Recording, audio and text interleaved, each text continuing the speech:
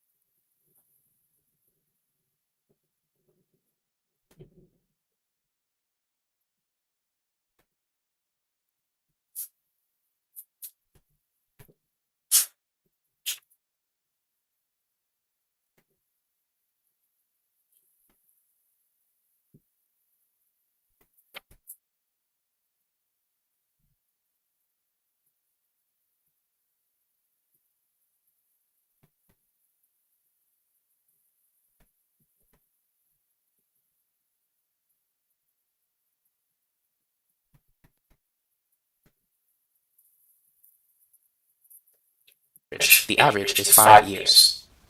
Now, the rate parameter is 1 over lambda. So that's going to be 1 over 5. 1 divided by 5 is 0.20. And the units is going to be years, so minus 1. So that's how we calculate the rate parameter. It's very straightforward. Now, part B. Write the probability density function, and then we'll graph it. The probability density function is represented by f of x. And f of x is equal to the rate parameter lambda times e raised to the negative lambda times x. A2 of the function is the probability, so it's 1. Great. Hopefully, so the probability that x times 3 is 0.6, so that's 1 minus e. It's going to be 10, or we can say more, 4 x. Now, shoot. In this video, we're going to go over the standard normal distribution, as well as some equations that you need to be familiar with. After that, we're going to work on some problems so you can see how to put these formulas to good use. So the normal distribution has the shape of a bell curve. It looks something like that. Now, the notation for it, perhaps you've seen this in your book, here's the random variable x. So for normal distribution, you have 2 important parameters that you need to know. That is the mean and the standard deviation represented by the symbol sigma. That kind of looks like theta, but there it is. Now the mean is right in the middle of the bell curve. And here this would be 1 standard deviation from the mean. And over here this would be about 1 standard deviation away from the mean on the left side. The z-score that corresponds to 1 standard deviation is simply 1. When x is less than the mean, the z-score is negative. So 2 standard deviations away from the mean, z is equal to 2. On the left side, z is going to be negative 2. And let's say over here this is 3 standard deviations from the mean. So z is the weighting. The z-score that corresponds to 1 standard deviation is simply 1. When x is less than the mean, the z-score is negative. So 2 standard deviations away from the mean, z is equal to 2. On the left side, z is going to be negative 2. And let's say over here this is 3 standard deviations from the mean. So z is going to be 3. And the same is true for the other side. Now, the formula that you need in order to calculate the z-score is this. Z, that's a term we can see, let's do that again. The z is equal to x minus the mean divided by the standard deviation. Sometimes you may need to calculate x. X is equal to the mean plus z times the standard deviation. So these are some formulas that you want to make sure you write down for the product of the negative later. The probability density function for a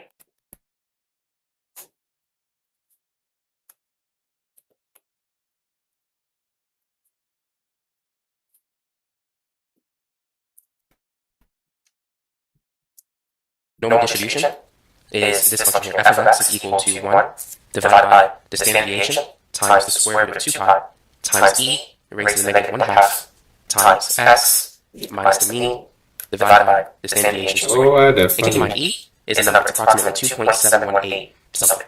It is continuous. Now, in a regular statistics class, you won't need this formula. You just need to know that it is the PDF or the probability density function for the normal distribution. But you really don't need to use it in order to calculate the answer, unless you're using it to calculate something. It does involve integral calculus to calculate the probabilities with that formula. I've actually did that in another video on YouTube. You can find it. It was probably posted about a year ago or something, if you want to know how to use calculus to get the answers. But for this particular video, we're not going to go into that much detail. But just in case you see a question on a test, at least you know that this one corresponds to the normal distribution. Now, there's something called the empirical rule that you need to be familiar with. Distribution. Now, there's something called the empirical rule that you need to be familiar with.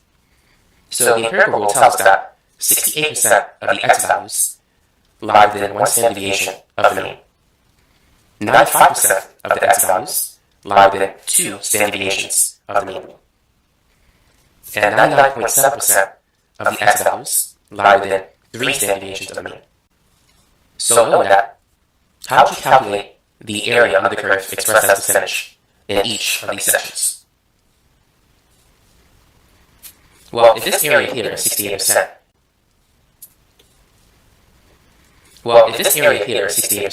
if we divide that by 2, that means this region must be 34%, as well as the left side as well.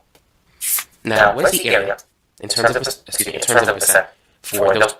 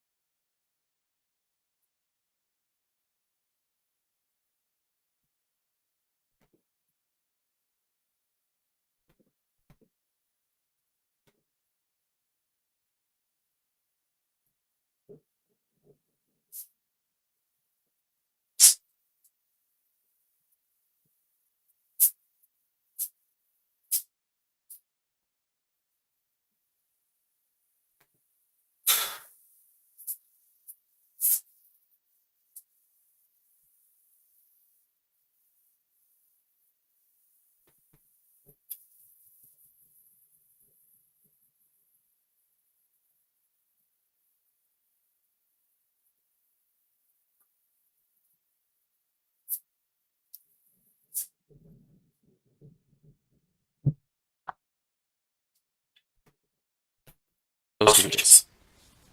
To get that answer, you need to subtract these two numbers. 95 to get them in terms of percent for those two regions. To get that answer, you need to subtract these two numbers.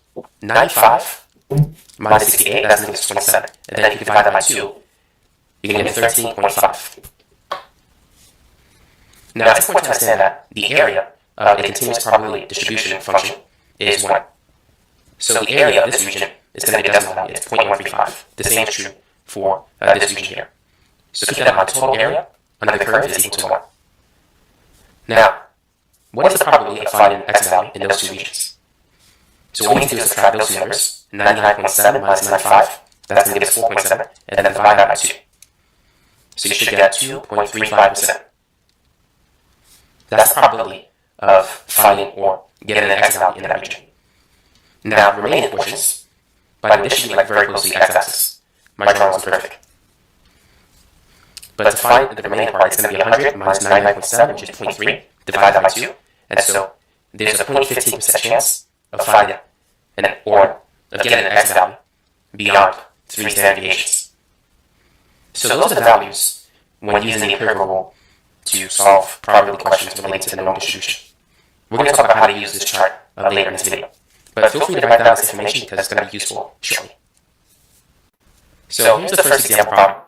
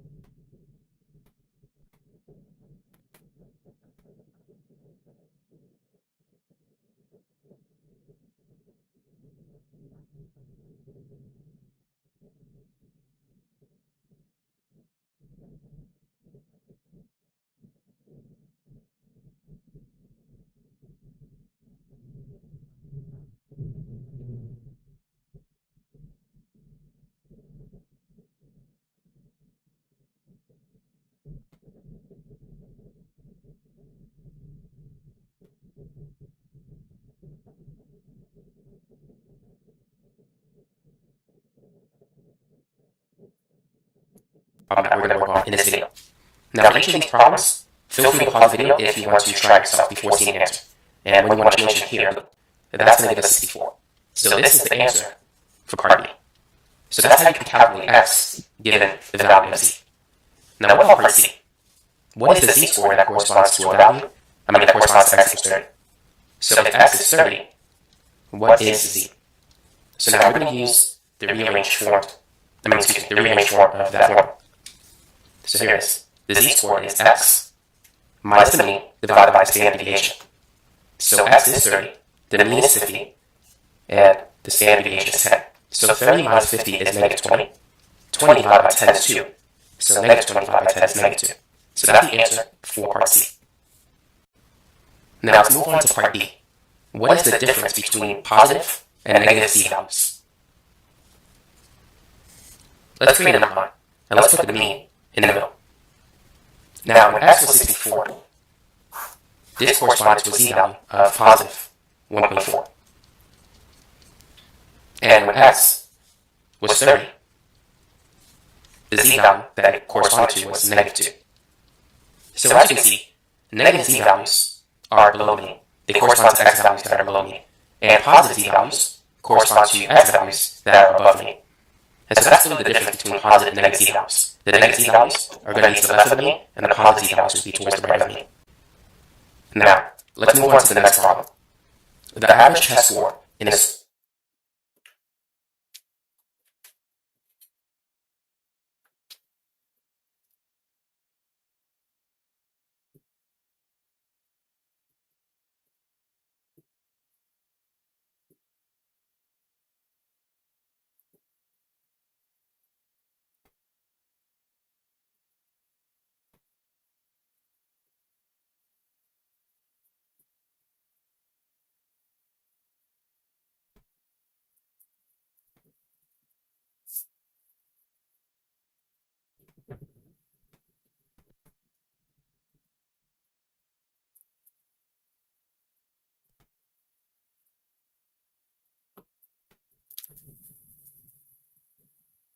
values correspond to x values that are above the mean. And so that's really the difference between positive and negative z values. The negative z values are going to be to the left of the mean, and the positive z values will be towards the right of the mean. Now, let's move on to the next problem. The average test score in a certain statistics class was 74, with a standard deviation of 8. There are 2,000 students in this class. Use the empirical rule to answer the following questions. So, the first thing we're going to do is draw a picture before we begin, because this picture will be very helpful.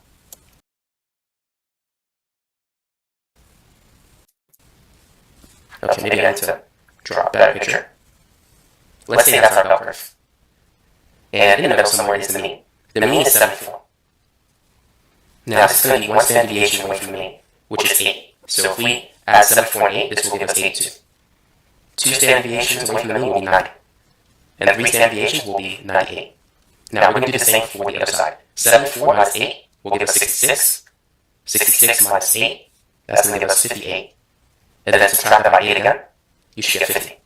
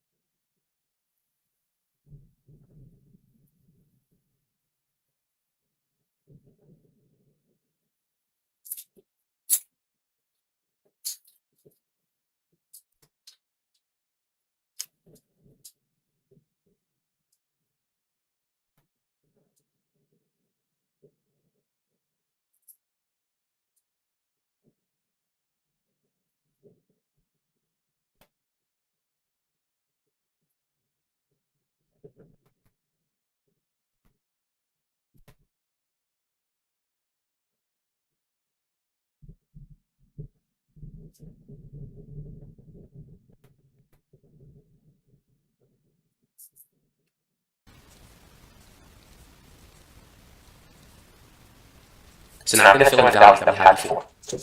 So we know that this is 34%. So the area under the curve for this region is 0.34. So keep that in mind. 0.34. The sum of these two values equals then 58 to the question. So let's start with the first one. What? This 0.15% of 0.025 as a decimal, or less than 58. So the area under this curve here is 0.025. That's if you add two numbers. 34 plus 30. So using the probability that, what is the probability that a student scored between 66 and 82 on the exam? Perhaps that question should have been phrased that. Let's say if you randomly selected a student.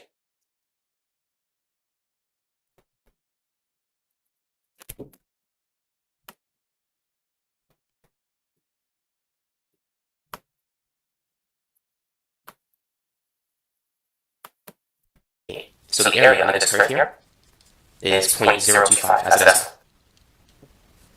Now what about part B? What is the probability that a student scored between 66 and 82 on the exam?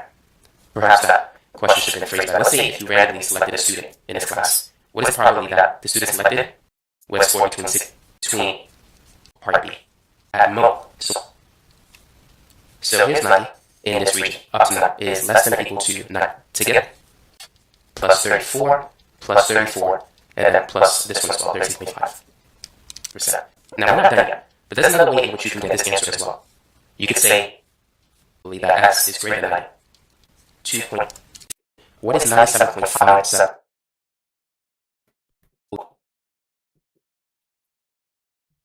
So if you type that in, you should get the same answer.